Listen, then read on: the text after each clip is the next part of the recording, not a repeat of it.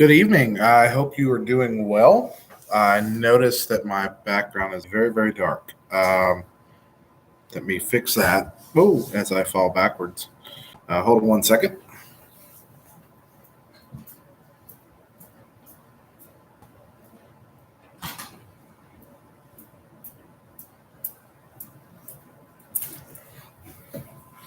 There, now there's lots of little bright lights behind me. Well, I hope you're doing well this evening. This one will be relatively short. I hope to keep between 15 and 20 minutes once again. I hope you are having a great weekend. It has been a little bit cooler, so I hope you've been enjoying just the weather, getting a little nicer. We are getting ramped up for school. I know a lot of you have been praying for parents. We are those parents as well that need prayer as we are preparing for school. As we have discovered, Ansley's going to school on Tuesday and Friday only right now. I know other places are doing things differently. So, of course, pray for those kids who are in Roanoke County and Roanoke as well. I just wanted to let you know that also Elias is going back for his early school kind of preparation thing that he's doing next week. So that's going to be fun because he's not going to like it. But it's okay. After 6 months, I'm sure my daughter will not want to go back either. And it's been kind of crazy because it's been around that time that we have actually been with our kids, which in some ways has been great to spend that time with them. In other ways, the lack of quote unquote regular structure is kind of challenging too. So anyway, be praying for us with all of those things. As we march forward, I do want to remind you too that Dr. Benny, Robert Benny is coming, and he will start coming for he's coming for 5 weeks during the month of August to talk about good and bad ways to think religion and politics. He's not talking about politics per se. He's talking about ways that people confuse the two, ways that people maybe unnecessarily separate them too much, and how maybe we should think about those things. So I encourage you to come for that. I encourage you to sign up for that. We will be meeting in the fellowship hall, encouraging people to mask up and social distance and be there. So that we can, and of course, there's lots of space there. It's very easy. Right now, I think we have 10 people signed up. We're also going to have childcare, as far as I know right now, too. So we'll keep you updated on that. I hope you can make it. Should be a great time together. I look forward to talking with Dr. Benny. He is a wonderful resource, source of information on a lot of these issues, and he looks forward to sharing with us. On the front of this video, I have this particular book. This is a good little one by Alec Matier. Alec, of course, is the one who has done the commentary that I use a lot, as well as the Isaiah by the Day, which is a devotional on Isaiah as well. So again, Old Testament scholar, specifically in Isaiah. He's done a lot of wonderful work as a biblically conservative scholar in the Old Testament. So anyway, I hope that you will consider getting some of these resources. I wish I could say there was an easy way to get this one, because this is a great little book as far as like with little helpful maps and charts. It's literally the first thing I ever read by Dr. Matier. And he, but unfortunately, unless you get it on Kindle, and I think you can get it on Kindle for maybe $10, this little book, A Scenic Route Through the Old Testament, is like $50 or something dumb now. It's kind of out of print. So, but it is still, I think, available on Kindle and things like that if you have digital books. What I like about it, and I'm going to show you this tonight, it has lots of great maps and things like that. I know a lot of people are very visual learners, and that's one of the hard things sometimes about preaching or about teaching in general, is the visual learners don't always get everything they need. So trying to use things like the PowerPoint with the points up on the wall, or use illustrations that are, kind of, you can see them in your mind's eye. I think that is helpful, and because people, especially who are believers, often do really want to know God's word, but connecting to it is tricky. So what I'm going to do tonight in sharing this video is some of the historical things, a few historical big picture things that we have been talking about just a little bit. I'm going to show you a few pictures, a few graphs, one in particular, and this one is wonderful. If you get a chance, I would even freeze the video and just take a picture of this part. And I think since it's kind of out of print, I could even make a copy of it for you. But this particular section, if you can see it, is very, very helpful. It is a very good chart on Old Testament. Kind of shows you the big picture of what he is doing. If you need to go back and pause the video, if you want to make a copy of that, you can make a copy of that. You might have to do it by hand, or if you want a copy of that, please contact me, because I have made pictures and scanned it and distributed it just for practical use in the church.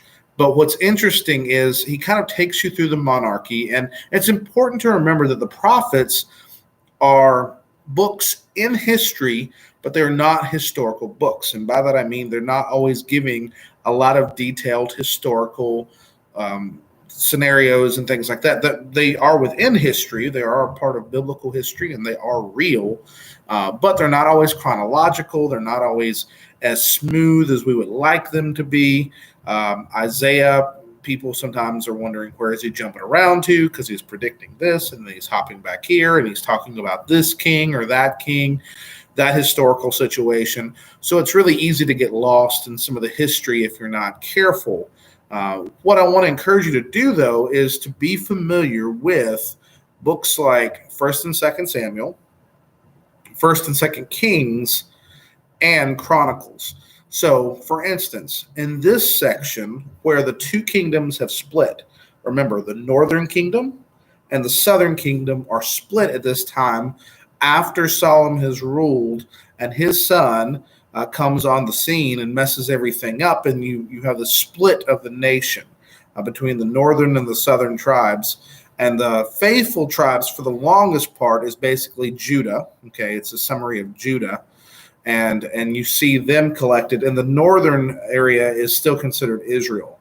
So Israel in the Kings, as in 1st and 2nd Kings, you see 1st Kings 12 through 2nd Kings 17 primarily deal with those northern kings. So if you want to read about the northern kings, you need to read 1st Kings 12 through 2nd Kings 17. If you're reading Isaiah and some of the areas that he's dealing with, you're going to be looking at the kings of Judah, and you have the kings of Judah being 1st Kings 12 through 2nd Kings 25.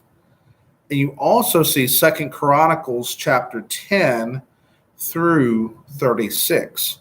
So basically, 1st Kings on, you're going to get a lot of stuff there. Sometimes it'll bounce in between. Sometimes it'll be the northern kings. Sometimes it'll be the southern kings. If you have a decent study Bible, that can help you with some of those things. Study Bible notes, again, are not the Word of God, but they can be very helpful as far as seeing some of those subjects, some of the things in the bottom that tells you chronologically what's going on. It's kind of helpful to see those things. So 1st Kings 12, the kings of Judah, dealing with that. You're looking at about 930 BC to 586 BC.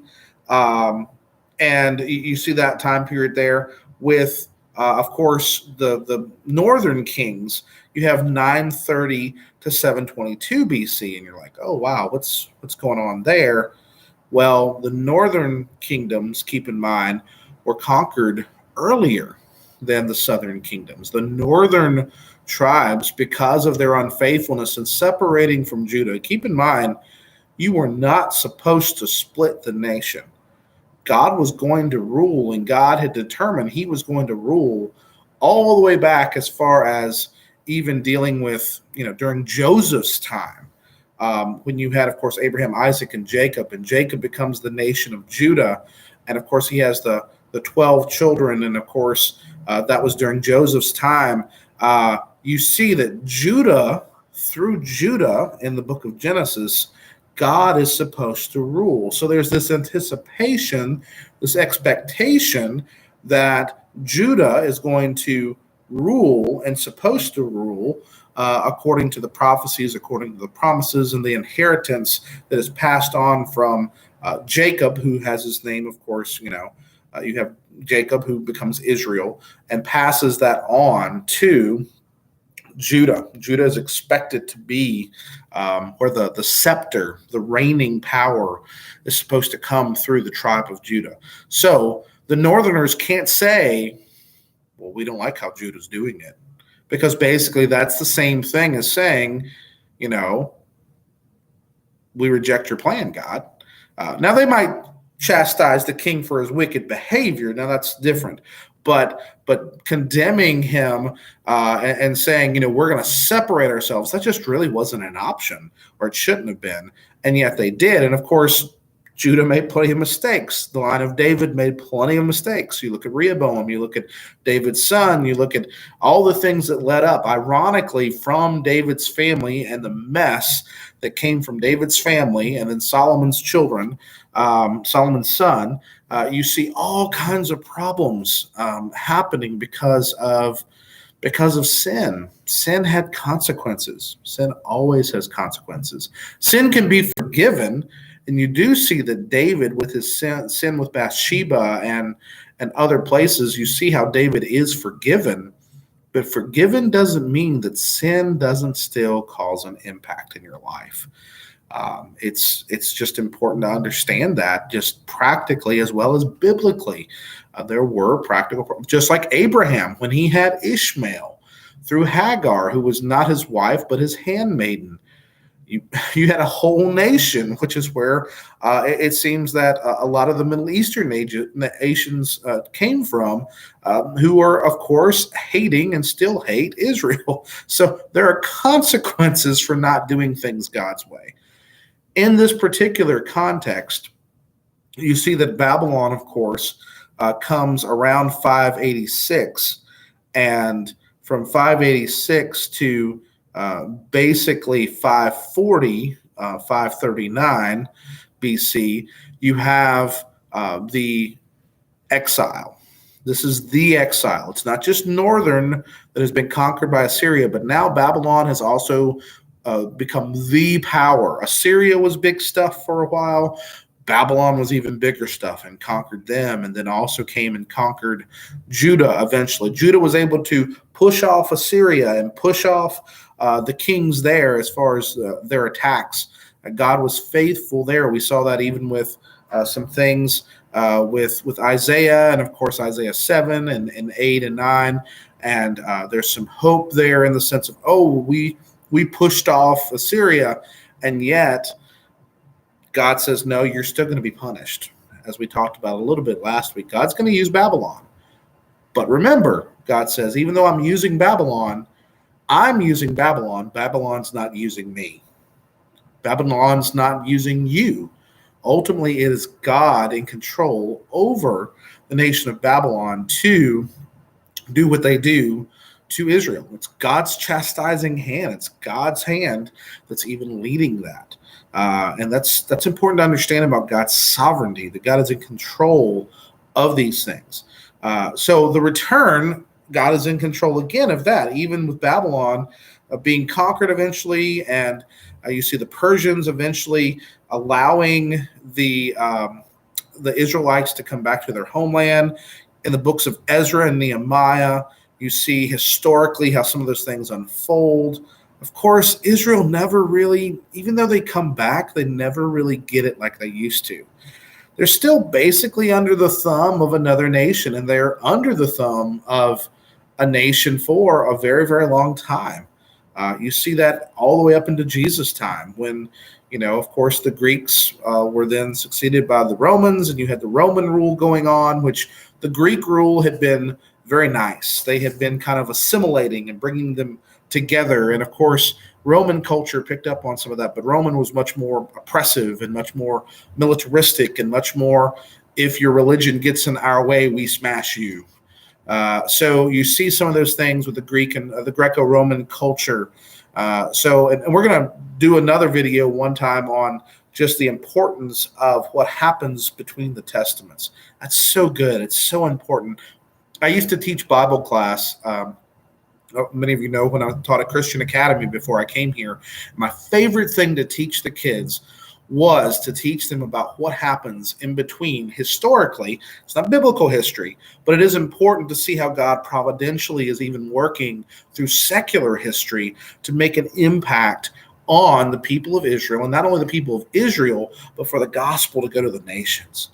And it's so cool. I wish I could not sound like a kid when I talk about it, but it's amazing to see what God is doing, because it's obvious even at the end of Ezra and Nehemiah, even though they have come back, it's still not what it should be. It's still not how you kind of imagined it. And it doesn't sound like the flowery promises of the Old Testament, because it's not. Israel's not back. There's not a king, a real king. There's puppet kings and puppet rulers. And you even see that in Jesus' time, where you have, puppet leadership underneath Roman rule. So you have, of course, you see Pilate, who is really in control there. And of course, you see Herod, who really, Herod was just a Hellenistic, Greek-influenced Jew who was basically a puppet ruler under Rome. And everybody kind of knew it. So it wasn't the kind of ruling that you expected or that was promised from the Old Testament. There was still that anticipation that true Messiah was going to come. So, well, all that said, I just want to let you know that that's important to read. So if you really want to read about the historical part, I would challenge you to read multiple times, and you are going to see different names used sometimes for different kings. So don't let that throw you. If you're like, well, according to the Bible, or according to Isaiah, this king's name was this, but here in Chronicles, he's called a different thing. That's okay. Sometimes they go by different names, but according to how they were known or for lots of different reasons. When you go through there in 1 Kings 12 through 2 Kings 25, I would read that section as a whole eventually. I mean, obviously not all at once unless you have that much time on your hands, and good for you if you do. That shows you the kings of Judah. And then compare it to 2 Chronicles chapters 10 through 36. And you'll see some similarities. You'll also see some stark contrast. Again, Chronicles is much more positive and how it paints the pictures of the kings of Judah. It's much more positive about their accomplishments and what they do well. Kings just seems to be a little meaner, quite frankly. Both of them are historically accurate. Both of them are historically true here, but one highlights one fact about a king, and then others highlight some of the more positive or negative aspects. So look at those things, compare and contrast. It's pretty fascinating when you read those things, because once you read that, then the prophets make a lot more sense, because the prophets are speaking within time, but they're not always giving you the time frame. They just say during the rule of this king, or at the beginning of this rule, or this king just died. And they assume that you are reading these historical books and that you know these historical books. Keep in mind, a lot of people have been taught these things who were Jewish, and they were not only taught these things, they were taught to memorize these things. So knowing how those things are structured is very important. We'll talk more about the history. We'll talk more about how that fleshes out later on. We're really out of time right now, but I hope that this video is helpful. I hope you will read in Kings and in Chronicles, 1 Kings 12 through 2 Kings 25. That's your homework. If you get a chance to do that before the next video, and if not, that's okay. Completely understandable. That's a lot of material. But 2 Chronicles chapters 10 through 36. And yes, at some point in my life, I've read all of those. But yes, most of the time I use a commentary or personal notes to help me so that I can structure all that myself, because it's helpful for me before I preach it to understand how that's structured as well, so I can help you understand it and understand what's going on during that time period and the accomplishments or the weaknesses of the kings. Very important to understand, because God is working through his kings for good or ill. God uses the good kings and the bad kings to bring about his purposes. And by the way, God uses all rulers in that way. God is sovereign in using our presidents and our leadership, our governors. No leader is outside of God's control. Remember that. Remember to pray for your leaders, and pray that God would give you a humble spirit to listen, but also a perceptive spirit, a discerning spirit, to be able to recognize error when leadership makes errors and says wicked things, that we stand for truth, that we stand for God's word. Well, until I see you next time, have a great night. Thanks for joining.